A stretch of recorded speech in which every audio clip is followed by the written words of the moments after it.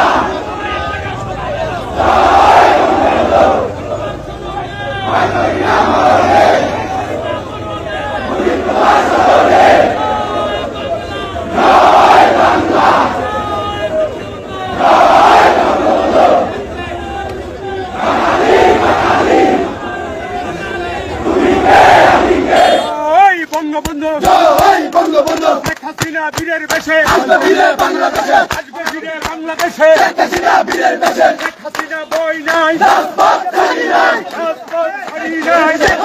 বই নাই, জাফর ভাইয়ের হুলিয়া দিতে হবে তুলিয়া,